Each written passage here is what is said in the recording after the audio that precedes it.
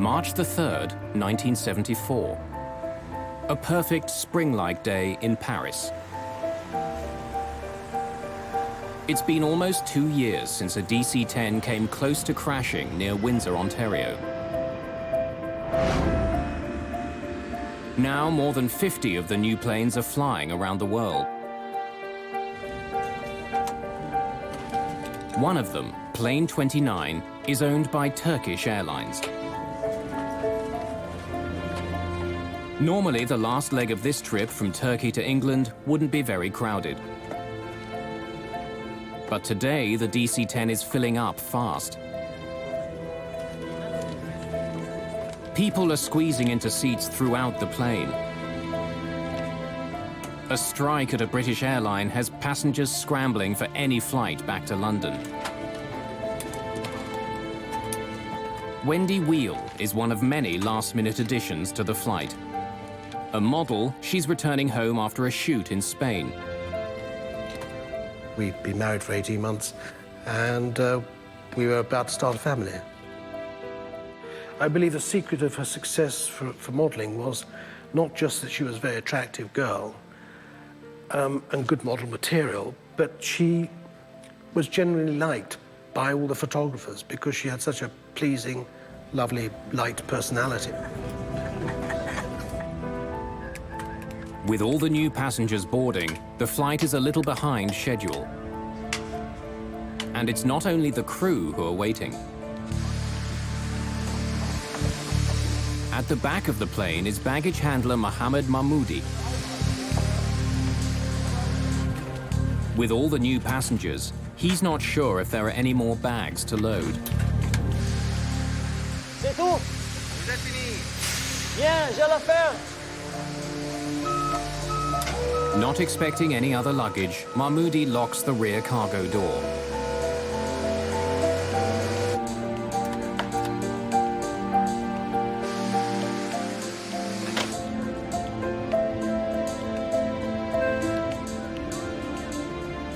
The DC-10 is set to go.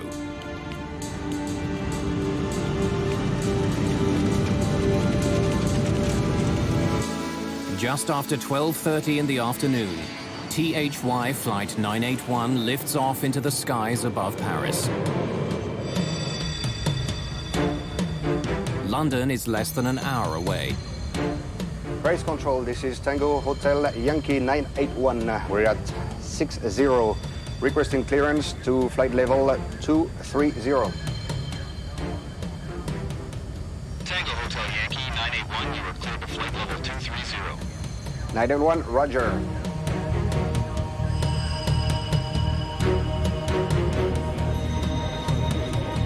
As it flies away from the airport, the DC-10 continues to gain altitude.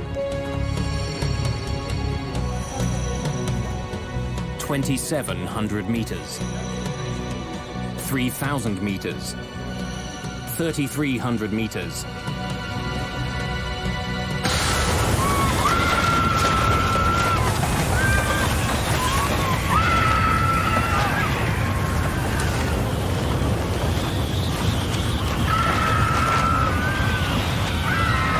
The huge jet shudders and banks to the left.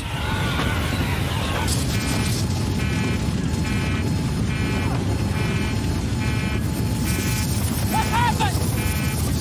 The cabin blew out! Are you sure? Just 16 seconds after the start of the crisis, the crew struggles to save their crippled jet. The nose is pitching down, the plane picking up speed. Bring it up! I can't bring it up! She doesn't respond! Passengers at the back of the plane witness a horrifying scene. 2 rows of seats have simply disappeared. Through a huge hole in the floor, passengers can see the sky over France. 7,000 feet! Hydraulics! We've lost it! The crew discovers that they have no hydraulic power with which to control the plane. Without it, they can't move their rudder or elevators. Even without its most basic controls, the plane begins to level out. But it's fallen too far. Looks like we're going to hit the ground! Speed! The DC-10 is traveling almost 800 kilometers an hour.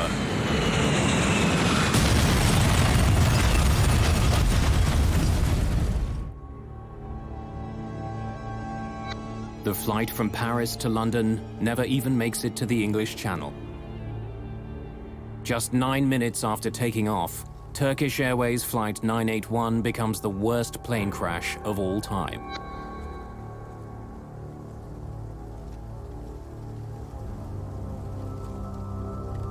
In London, the flight is listed as delayed.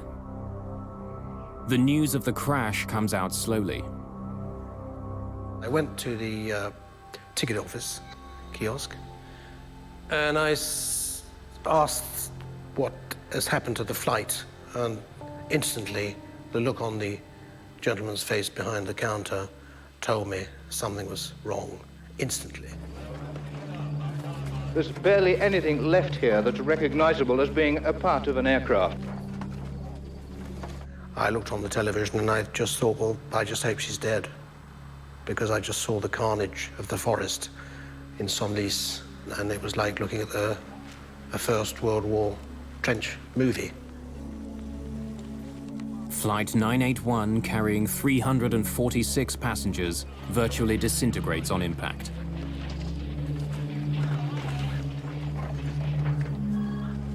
There are no survivors. It was just a scene of absolute, utter devastation. And the litter of personal possessions, electric wires, bits of metal, bits of bodies, just strewn everywhere. I mean, you couldn't walk anywhere without the danger you were going to stand on a part of a human being. I still have nightmares about this, even though it's 33 years ago. Investigators for the French Accident Investigation Bureau are quickly on the scene. My first job was to evaluate the scope of the wreckage and to begin the first investigation on the spot. At first, I was unable to know what has happened. I was just seeing that a terrible crash has occurred and that it will be a very hard work for the investigators. Despite the enormous force of the crash, the black boxes, made of 3 layers of hardened steel and insulation, survive. Their contents could provide valuable clues about the crash. Most of the speculation was that it must have been a bomb, because, you know, you've got a almost brand new, very powerful aeroplane flying in clear blue sky, and it gets to 12,000 feet and falls out of it. Investigators are called to a field 15 kilometers from the crash site. They find a piece of fuselage and 2 rows of seats from the DC-10. Somehow, they fell free of the airliner before the rest of the plane smashed into the forest. When investigators arrive, the bodies of the passengers who were in the seats have already been removed. When relatives of those who died in the crash arrive in France, they're directed to a small church in the town of Senlis. One of the saddest sights I've ever seen is in this church. They laid out on tables everything they'd found, you know, clothing, possessions, teddy bears, rings, watches. And then relatives who wanted to were allowed to come and walk around these trestle tables with all this stuff like that.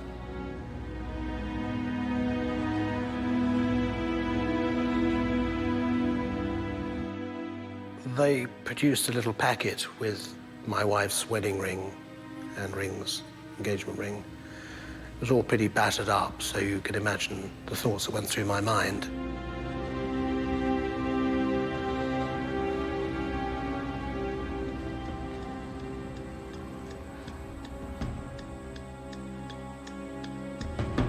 Since the accident involves an American plane, the NTSB's Chuck Miller joins the investigation.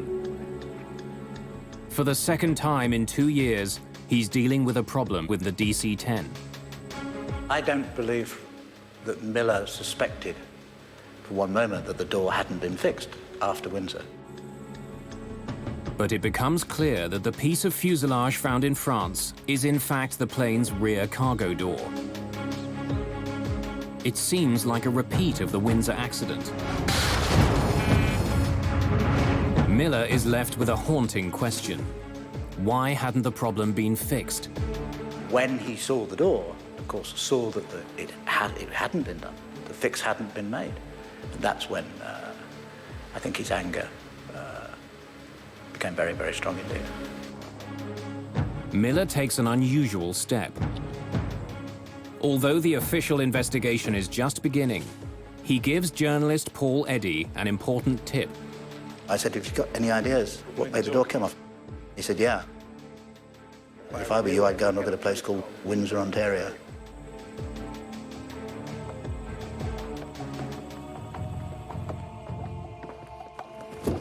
Hello. I'm Chuck Miller. Miller shares his suspicions with the French investigators. Could you please pass these around?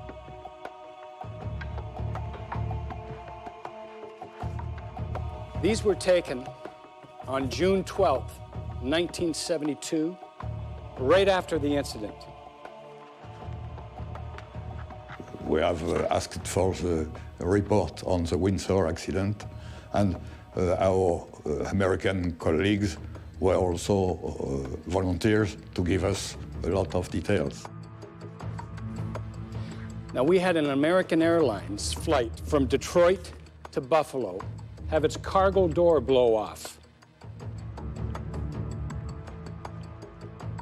And he has been very frank and had explained what he was thinking of the Windsor accident.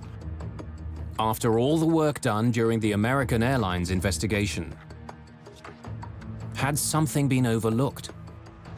Was there another problem with McDonnell Douglas's enormous plane?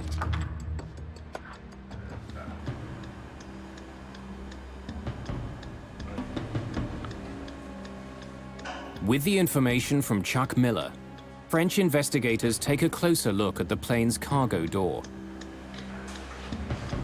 They make a shocking discovery. There is no new problem. It's just like the American Airlines case all over again. The latches that are supposed to hold the cargo door closed aren't locked.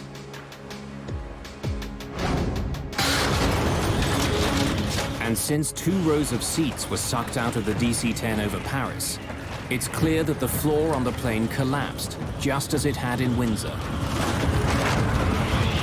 It looks like we're going to hit the ground!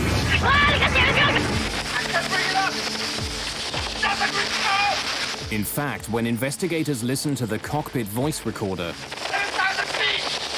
they find that the Turkish flight crew had even less control of their plane than the crew of American Airlines Flight 96. We need to get down and make an approach. I think it's going to fly! Over Windsor, Bryce McCormick was able to recover his plane and land it. But in Paris, all the hydraulic systems were destroyed. We've lost it! The hydraulic fluid helps crews move the rudder and elevators on the tail.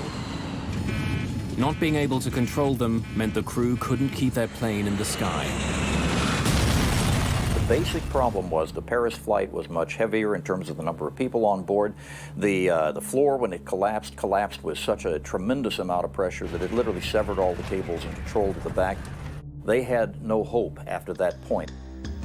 You and each of you solemnly swear that the testimony you're about... Shortly after the crash of Turkish Airlines Flight 981, Chuck Miller is back in the United States. Our first witness this morning is Mr. C.O. Miller, Director of the Bureau of Aviation Safety of the NTSB. This time, he's facing questions from American senators. of potentially catastrophic design A defects. special hearing begins to find out how a problem that was identified in 1972 could bring another plane down 2 years later. Of course, our understanding up to this time, they all had been. What you've got to now discover is why wasn't that door fixed? Why would a major, venerable, mighty American corporation deliberately do something like this? Less than a month after the near crash over Windsor, the NTSB had made two very specific recommendations. Miller and his investigators recommended that a change be made to the locking mechanism. Engage the lever. They wanted to make sure that it was physically impossible for baggage handlers to close the lever without the locking pins being in place. They also suggested that vents be put into the floors of all DC-10s. This would rapidly allow the pressurized cabin air to equalize without collapsing the floor. But in the 2 years since the accident, neither one of these recommendations was implemented. There is a fundamental problem at the heart of aviation safety, and that has been in the United States for a very long time, and that is that it's the job of the NTSB to discover what's happened and to come up with recommendations as to how to prevent it happening again, but it has absolutely no authority to implement them. The NTSB does not have regulatory authority. They have to turn to the FAA, as they did, and say, we want these things done. And that's where the system went wrong. If the FAA, the Federal Aviation Administration, issues an airworthiness directive, planes are pulled out of service until the proper fix is made. But as serious as the problems on the DC-10 were, no airworthiness directive was ever issued.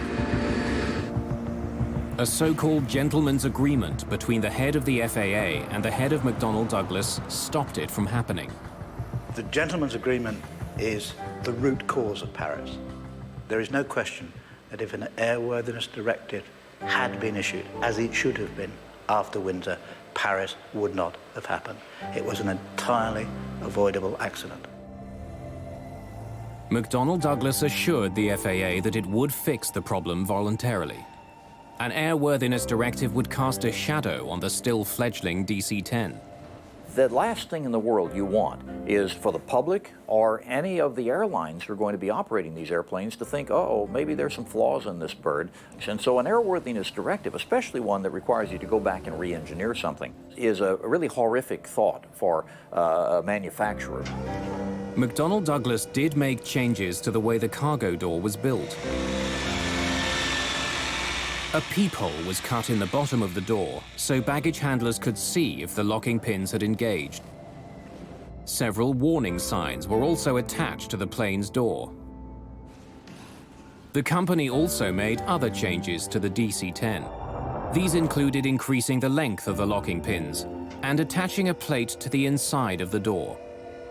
This plate would make it physically impossible to push down the lever if the door wasn't properly locked. But each of the proposed fixes had its own problem. Many baggage handlers didn't know what the small window in the door was for. And the baggage handler in Paris read and spoke 3 languages, but not English, the only language in which the warning signs were written. The support plate that was supposed to be installed in the door was never attached to the jet that crashed in Paris. Papers confirming the completion of the work are also uncovered. But no matter what the paper trail says, the fix was never made. Again, the problem is you don't have an independent FAA inspector coming along to look and see it and then put his stamp on it because it wasn't an airworthiness directive. In the years following the Turkish Airlines crash, an enormous flurry of lawsuits are filed in California. The tragic story of the DC-10 has one more surprise in store.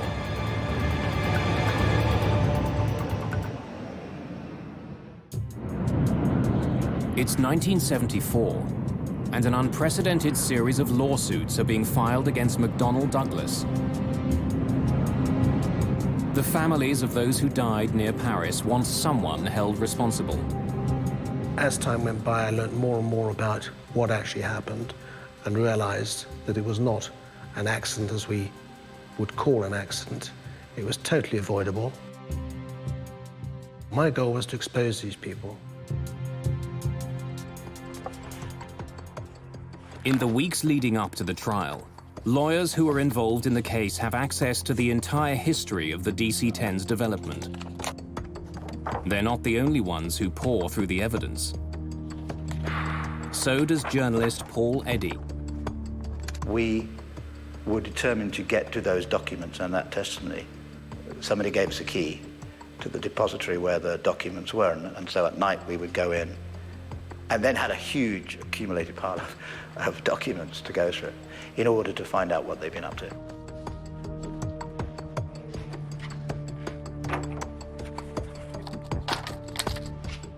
Reading through the immense pile of paper, Eddy makes an incredible discovery. A memo written by Don Applegate, the director of product engineering for Convair, the company who'd built the cargo door for McDonnell Douglas.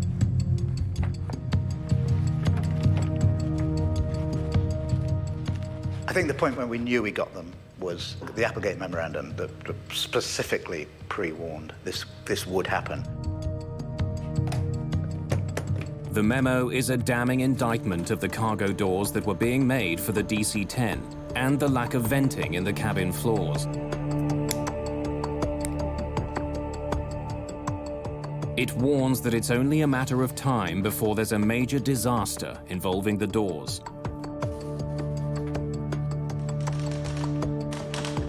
The airplane demonstrated an inherent susceptibility to catastrophic failure when exposed to explosive decompression of the cargo compartment. The memo, written just weeks after the near disaster in Windsor, recommends that immediate changes be made to the DC-10 cargo door. You know you've got them. You know you've got them because you know they knew. During the court case, another chilling find is made. Not only did McDonnell Douglas know about the problem after Windsor, they knew during the development of the DC-10. 4 years before the Paris crash, 2 years before Windsor, the cargo door failed during a pressure test. The company knew there was a problem, but the fundamental design of the door stayed the same. I could not believe a large corporation, McDonnell Douglas at the time, could do such a thing, could risk our lives, ordinary people's lives, for the sake of money. Well, in aviation, it's called tombstone technology. In other words, we always have the balance of money. And unfortunately, over the years, it has been true more times than not that we have had to wait until we had enough people die in an accident to say, you know, we really are going to have to spend the money over here. The Applegate memo and other information that comes out during the court case leads to one of the biggest settlements in the history of aviation. McDonnell Douglas paid over $80 million in damages. After the Paris crash, foolproof changes were finally made to the DC-10 cargo door. And this time, nothing was left to chance. The FAA issued an airworthiness directive that ensured the doors would never again open in mid-air. And it worked. After Paris, there wasn't another serious incident involving the cargo doors on a DC-10. But the plane's history and an intensely competitive industry did have an impact. McDonnell Douglas sold far fewer commercial DC-10s than it had once hoped for. Most of the pilots that I know who have flown the DC-10 over the years really love the old bird. She's probably a little more clunky than the 747 in terms of her heaviness of flight controls, but it's still a lovely bird to fly. That's fine, but you can't disassociate either the airplane or the company from the awful reputation that the crash left. Eventually, McDonnell Douglas itself disappears. The company was bought by Boeing in 1996. In the forest outside Paris, a monument now stands honoring those who were killed on Flight 981. A permanent reminder of one of the most disturbing crashes in the history of aviation.